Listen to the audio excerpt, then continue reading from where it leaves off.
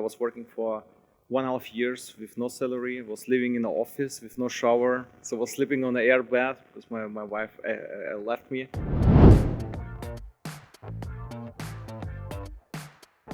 Alright, Chain Debrief here at Token 2049. We're here with Sergej Kunz, co-founder of 1inch. So how do you find Token 2049 so far? Hi, it's first of all a pleasure to be here. The conference is great, a lot of nice people, a lot of projects, venture capitals as well, so very helpful to expand the network. So 1inch is a DEX aggregator, so it's a very, very big name in the crypto industry. How do you come up with the name 1inch? So this is a funny story. So I'm a martial arts fan from small. I have like second brown belts in Shotokan Karate, did multiple years Muay Thai, switched to mixed martial arts and Brazilian Jiu-Jitsu. Yeah. I'm blue belt, still blue belt. I had like 5 years with no training and started again. So I submit sometimes purple belt. So I guess I'm very, very soon I'm far enough to get the next belt. Gi or no gi? Both, but I like also gi. It's a little bit different.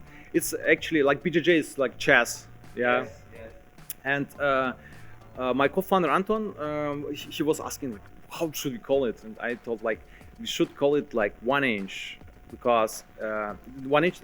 Bruce Lee invented this 1inch punch, yeah, and it was highly efficient. So they punched the people like right away, like multiple meters from the stand, and I thought like we invented something what is highly efficient. We introduced the aggregation among decentralized exchanges. No one before did it before us, and I suggest to call it 1inch because it's also highly efficient, and we do actually 1inch punch on blockchain. 1inch transaction is actually arbitrage transaction among a lot of liquidity sources, and yeah, that's why 1inch. So you're mainly a DeFi guy, right? So are you also in NFTs or any other verticals like GameFi, any of the other stuff? Yeah, I bought an app. It was very expensive, and I tried to still to understand which benefits I have from it. I'm not that DeFi guy. I have some other NFTs on some of the conferences I have seen also kind of also fancy apps. I bought some. It was very cheap. So and yeah, but I'm kind of liquidity provider. So how I said, so I also deposit in Uniswap V3. You can choose the specific price range. For example, it's not financial advice. I personally deposit like in the range $1,000 for ETH up to $10,000. So I'm fine if I sell my ETH until $10,000, and I'm fine also to buy until it drops to $1,000. And in this range, it keeps kind of collecting the fees from trades, and it's actually very profitable. Right now we're in a bear market. How long do you think we'll be in a bear market for? It depends. So we started on a hackathon back in 2019, in the last bear market. And I don't care actually. Personally, I don't care because it's for me not about the money, not about the profits. It's about to innovate, to build, to help people, to onboard new people in Web3 space. So potentially it could take an additional 2 years potentially, but I hope already this end of this year we will see some movement in the space. Bear market. What advice do you have? NFA, of course. What advice do you have for people to navigate this bear market? Should they be mostly in stables, or should they still look for more projects to go into?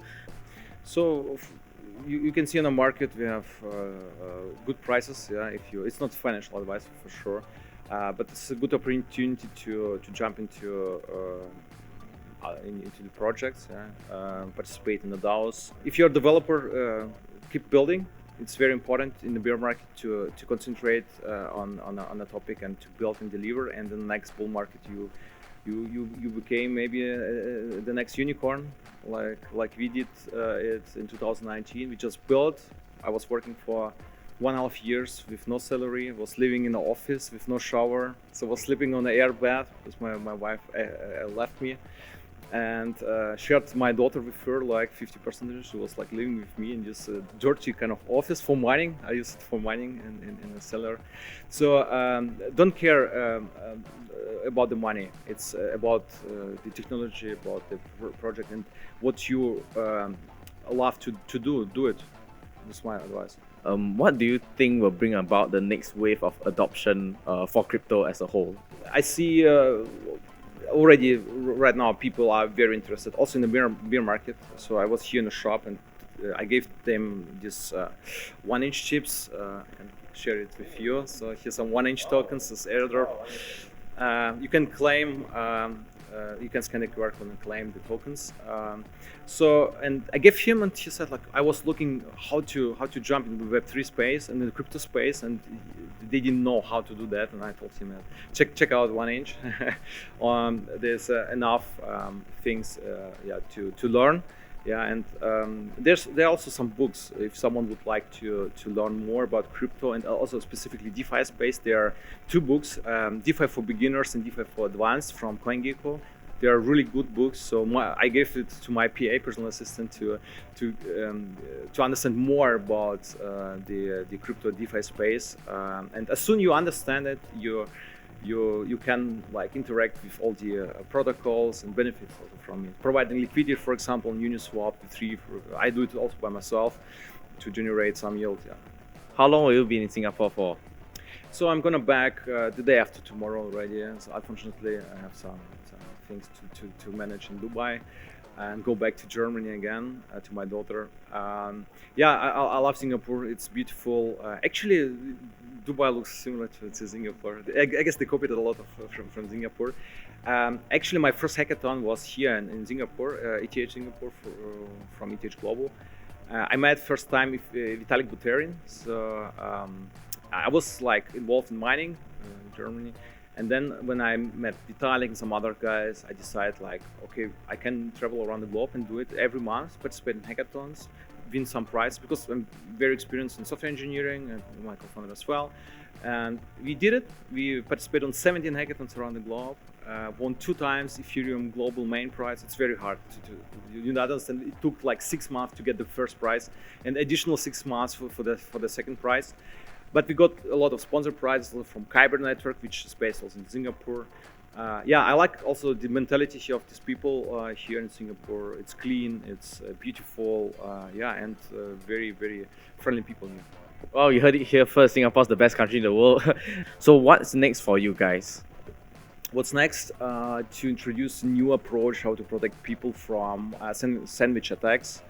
If you have maybe seen in the last time, a lot of hacks happening right now in terms of sandwich attacks. So just for example, you swap on Uniswap and you send your transaction in the mempool. Someone monitor the mempool, swap before you, swap after you, and get the maximum price impact that you set in the front end.